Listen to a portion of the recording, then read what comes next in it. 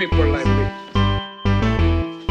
You need people like me so you can point your f***ing fingers and say, that's the bad guy. That's the bad guy. That's the bad guy. That's the bad guy. That's the bad guy.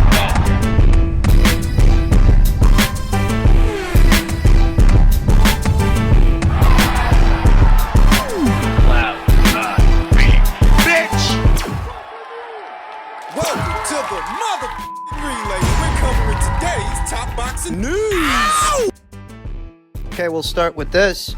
Presser for the upcoming Senicia Estrada versus Leonela Paula Yudica fight this Friday, right before the Spence versus Crawford fight on Saturday. I've already made my pick. I've already put in my prediction. I've got Senicia winning this fight. Leonela Paula Yudica is an experienced fighter and a former champion, but she ain't got the tools. She ain't got the ingredients for this assignment. It's what happens beyond this Friday's upcoming minimum weight match. It's what happens after that where things may become interesting for Senicia Estrada. Perhaps they could revisit a Yo Costa Valle fight, an undisputed title fight between the only two champions at minimum weight. They can do that. I don't know how much luck they're going to have. I got nothing against Yo Costa Valle, but I think that Senicia Estrada would beat her and beat her comfortably. And underneath it all, I think her team knows that. You say that the biggest bang for your buck fight, the most money anywhere at or around these weights, is a Senicia Estrada fight. And while that is true, if you're Yo Costa Valle, perhaps you figure she could get a career-high purse fighting Senicia Estrada just as easily as she could end up losing her 2 alphabet titles. So perhaps Yo Costa figures that she'll play the long game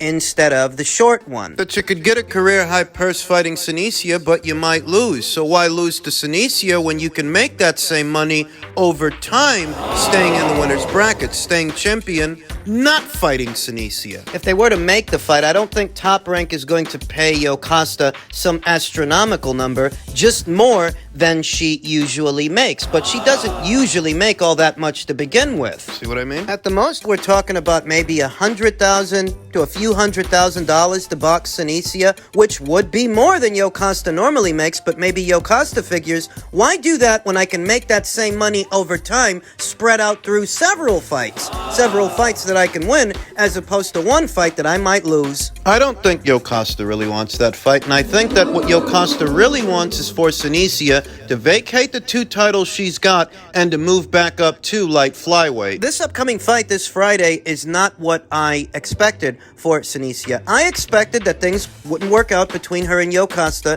and they didn't. And what I expected after that was for Senicia to vacate these 2 titles and move up to light flyweight to take on Yudica Plata, one of 2 unified champions at that weight. The other is Evelyn Bermudez, who will be defending her 2 alphabet titles against Kim Clavel very soon. In any event, I expected that after things fell apart with Yo Costa Valle, Senicia would move up. This fight with Leonela Paula Yudica keeps her at minimum weight a while longer. And maybe they will revisit the Yo Costa Valle fight, though I question as to whether or not it will materialize. Because, I reiterate, I don't think Yo Costa wants that fight. I don't. Yudica Plata, the reigning WBC WBA champion, north of minimum weight, she hasn't fought since she gave Kim Clavel her first professional loss some months ago. Now, Kim has since rebounded off that loss, and she's got another fight in the books, but Jessica, things have been quiet. Jessica's missing in action. I know of no fight date, tentative or otherwise, for the only other unified champion at light flyweight, which means she's available, she's free. That if Senicia beats Leonela Paula Yudica and she revisits talks for a Valle fight, but those talks fizzle out, Jessica's free. She doesn't seem to be doing anything. Jessica, for me and my money, would give Senicia Estrada a bigger and better fight than either Leonela Paula Yudica or Yo Costa Valle. Those 2 fighters, they ain't got the firepower that Yudica Plata has. Jessica's not the boxer. She's not as dynamic, not as stylized as Senicia Estrada, but she is durable and she can punch. She hits hard, and for me and my money, I think she's more capable of giving Senicia Estrada a fight than, say, Leonela Paula Yudica or Yo Costa Valle. I feel like it's an eventuality that Senicia Estrada may fight her, fight Jessica, or fight the winner of Evelyn Bermudez versus Kim Clavel. Yeah. Because I definitely have her winning this weekend's fight, and I have no doubts about that. It's what happens beyond this weekend's fight where things may get interesting. We'll see what happens. Over there in men's lightweight news, per a tweet from Michael Benson, Gervonta Davis wants to fight again this year following his release from prison. Showtime's Stefan Espinoza has divulged. Espinoza said, Tank versus Chris Colbert rumors are a little bit premature, and an Isaac Cruz rematch is one potential option. That comes as a surprise to no one. For how long have I been telling you that Isaac Cruz is in the running? That Isaac Cruz, a rematch with him, an unnecessary rematch, it's a palpable possibility.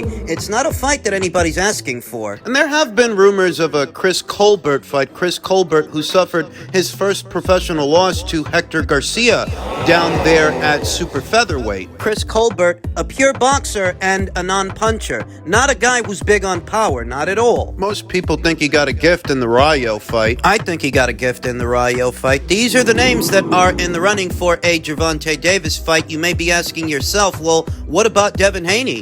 What about that division's undisputed champion? Doesn't Gervonta Davis have a WBA regular title that he can use as a segue to fight for the full title? He does.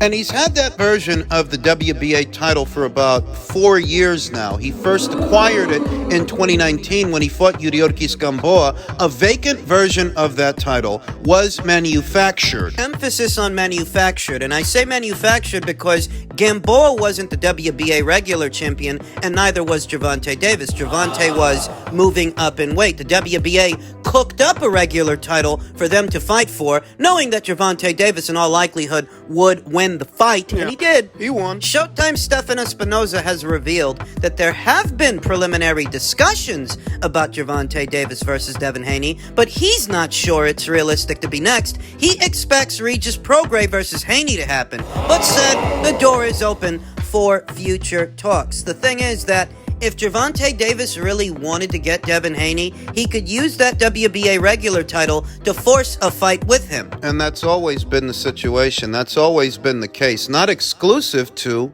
Devin Haney. In the last 4 years, the WBA title, the real title, the full one, has changed hands at least 3 or 4 times.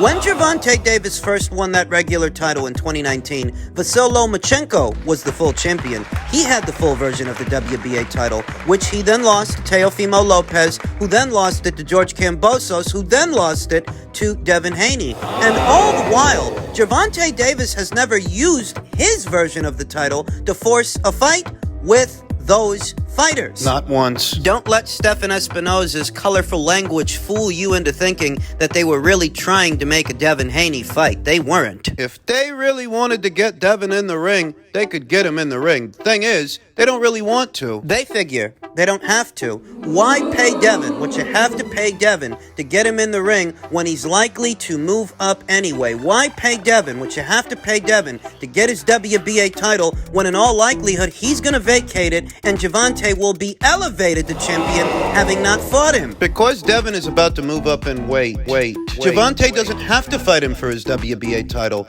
He can sit on his hands and wait for him to move up, wait for the title to go vacant, and the WBA will promote him to full champion status. That's why he's been hanging on to that regular title for 4 years. So that in the event that the full title goes vacant, Gervonta Davis can be elevated to that position. That's what that's been all about, and that's what I've been telling you for 3 or 4 years now. If you were wondering, why is this guy holding a secondary version of a title like it's a full version of a title? They knew what they were doing, and the boxing community at large, the media mostly, those guys, they don't put enough pressure on Gervonta Davis to fight the fighters, the good fighters, the really good fighters at or around this weight.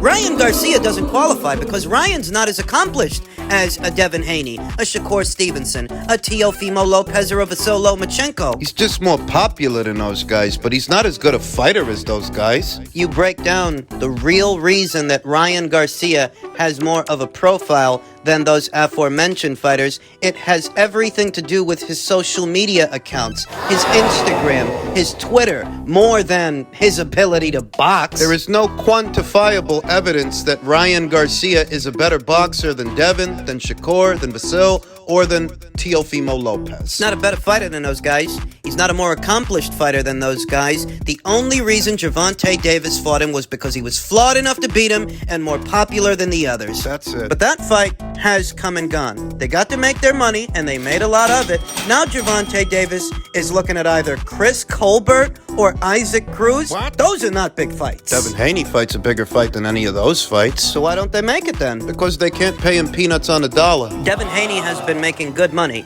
very good money, for a very long time now, somewhere in the neighborhood of $2 to $3 million a fight. You have to pay him more than you pay an Isaac Cruz. You have to pay him more than you pay a Chris Colbert, and I suspect that the people at Showtime don't want to. If Devin Haney is regularly making in the neighborhood of $3 million a fight, surely he's going to want more than that for a Gervonta Davis. Of course. And I don't blame him. He's an undisputed champion, and he regularly makes a certain amount of money. So why should he have to go backwards if he's fighting Gervonta? Is it Gervonta said to be one of the faces of boxing, or the face of boxing at lightweight, or just at or around lightweight? If he's all those things, why should Devin have to go backwards on the money? It's because he's not all those things. That's a smokescreen. It's because he doesn't have the drawing power they say he has. He's not as big a draw as they say he is. You look at the numbers for the Garcia fight compared to every other pay-per-view Gervonta Davis has had, and it's very obvious who the driving force for that fight was. Was Ryan more than Gervonta? Let him end up opposite the ring,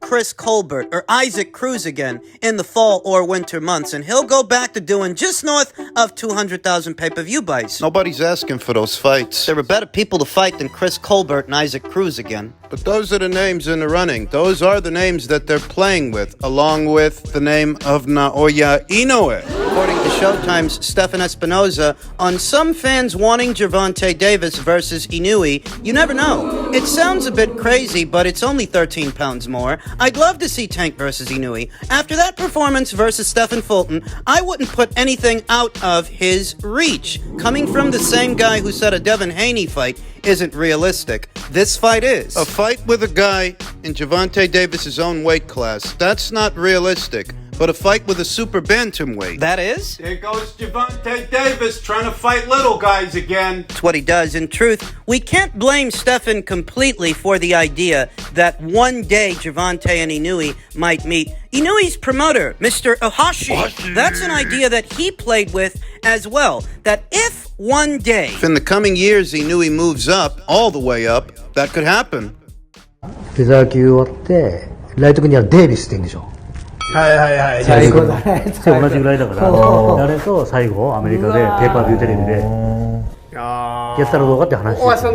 Well, I wouldn't get too excited. Immediately after defeating Stephen Fulton, Naoya Inoue stated that he plans on staying at 122 pounds, reigning as undisputed champion for at least one title defense. Could be more. You ask yourself, well, what other guys are at super bantamweight that make for interesting fights with Inoue? Former WBC champion Luis Neri of Mexico almost immediately comes to mind. Former unified super bantamweight champion of Uzbekistan, Muradjan Akhmadaliev, is also there. In a nutshell, there are a variety of guys at or around 122 and 126 that make for more realistic options. More realistic fights than Gervonta. This guy just got to 122. Newly crowned super bantamweight champion Naoya Inoue responded to questions from the Japanese media on Wednesday, the day after he scored a dominant 8th round stoppage of America's Stephen Fulton. Inoue, who was uninjured and unbruised, coolly revealed his future plan. I wish to unify all 4 of the world title belts within this year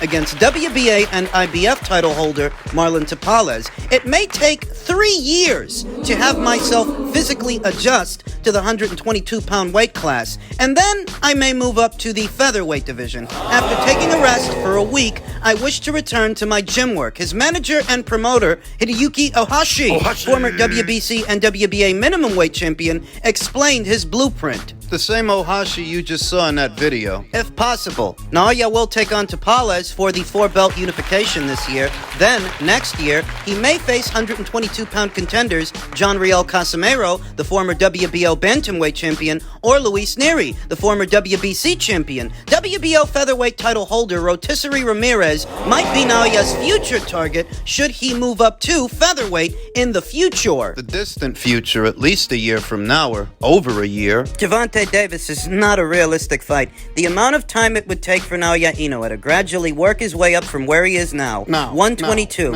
up to 135. In this sport, a lot could happen in between now and then. And what are we really talking about? 2 to 3 years? It doesn't happen. I don't think it does, and why would it? Why should it? When he has some very good options right there at 122, never mind 126. Rotisserie Ramirez, a top-ranked fighter who was on the undercard of Inoue versus Fulton. That wasn't by accident. That was by design. Inoue's got two promoters, Mr. Ohashi in Japan and Bob Arum in America. The network relationship already exists between them, so that if Inoue ends up moving to another weight class to become a 5-division champion, Top Rank has options for him. Luis Lopez, Rotisserie Ramirez. Never mind Gervonta Davis, that's not realistic at all. In spite of a small contingent of Haymanites who might really be getting behind that fight. That's who Stefan Espinoza was referring to, and at least one content creator here on YouTube that did a video about it, likely wanting his lick back. Sore in the ass that a Heyman fighter got completely destroyed